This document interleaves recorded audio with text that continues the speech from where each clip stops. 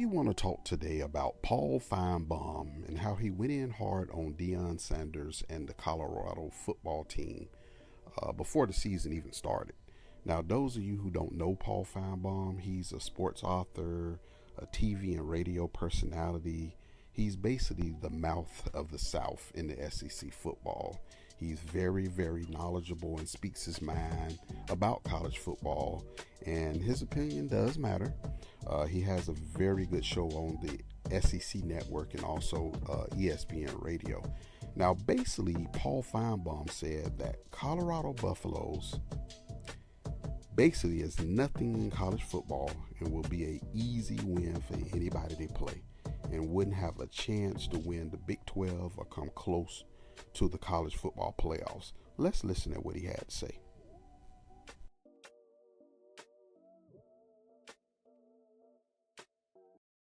Anyone asking whether Deion Sanders and Colorado are close to the playoffs simply doesn't understand the reality of the road. They're not going to the playoffs this year, and I'm not sure Deion Sanders is ever going to get them to the playoffs because I don't think he has the patience to stay at Colorado long enough. There's so many misconceptions out there. Deion Sanders is the best salesman I've ever seen. I personally love the guy and for what he stands for.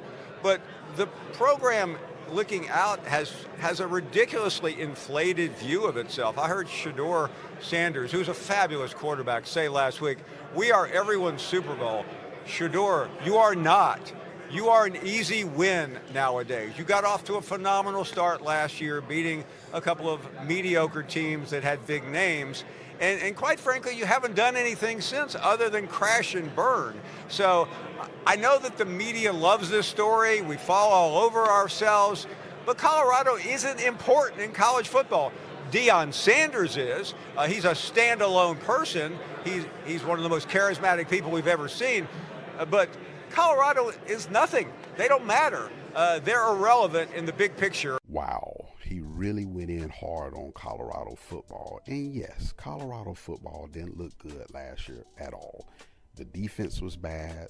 They couldn't block for Shedeur Sanders. But to write them off with all the new players that they have coming in was kind of going a little bit too far for me. I mean, this year they're off to a good start. They're 4-1, only losing to Nebraska. And I really believe if they played Nebraska again, I really believe they would beat Nebraska. I mean, you know, Paul Feinbaum, he really had to bite his words that he said before the season started. And one thing I will say about Paul Feinbaum, you know, he's a big enough man to admit when he's wrong, and he had to admit that he was wrong on national TV. Before I play this clip, I just want to say that Paul Feinbaum, he actually went off on Stephen A. Smith as well. And everybody knows Stephen A. Smith from First Take. And if you don't watch First Take, you need to start watching it. I love First Take. Oh, man. Stephen A. Smith, he be going off, but he speaks his mind. And Paul Feinbaum, he had to basically apologize to Stephen A. Smith because he felt that Stephen A. Smith supported Deion Sanders through all his tactics. And he had to apologize to Stephen A. Smith and Deion Sanders. Primetime Deion Sanders is making the case to be Coach of the Year. I don't think anybody's noticed this or not. But when you consider what was projected, how they are, they were projected to finish 11th. People were wondering whether or not they were going to win 3 or 4 games. They 4-1. They're 4-1 right now. There he is, the mouth of the South, Paul Feinbaum. Hi, Paul. Just go ahead, Paul. Well, first of all, Stephen A., you're close to being right. And this is where I say to you, I should have kept my mouth shut a couple weeks ago. But I came after you. I came after Prime. And here I am scraping the egg off of my face. And I'm glad to be doing it because this is a fascinating story. And what happened last week down in Florida was really the first time, I think, since Prime has been at Colorado that this looked like a legitimate football team. They didn't beat a great team, but they beat a good team, coached by Gus Malzahn, who's played for the national championship. So if they can continue on this path, now, I'm not issuing qualifiers, I'm just saying if, then Stephen A., I think your story about Coach of the Year is dead on. Well, I appreciate that, Paul. Thank you so much. I mean, it's very, very big of you, but I think we need to elaborate on what you're apologizing for. Not only were you talking about Deion Sanders, you accused me of being subservient to the man.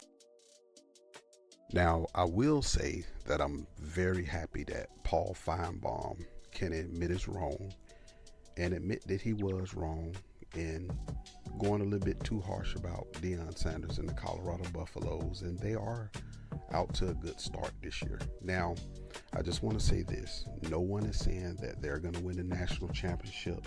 No one is saying that they're going to make it to the playoffs, and no one is saying that they are going to make it to the Big 12 championship. But one thing that you have to say, and you have to admit, even if you're not a Colorado fan, is the team is much improved. And it's just so good to see that, you know, Shedeur is getting some blocking, even though some games are better than others with the blocking. But, you know, you got to say it's much better. And the defense is playing a lot better this year as well. They're playing a lot better. And those Colorado receivers, I don't know if any other team in the nation has those type receivers, those many receivers on one team. I wish Deion Sanders and the Colorado Buffaloes the best, and I hope they do go far, you know, really to shut those haters up.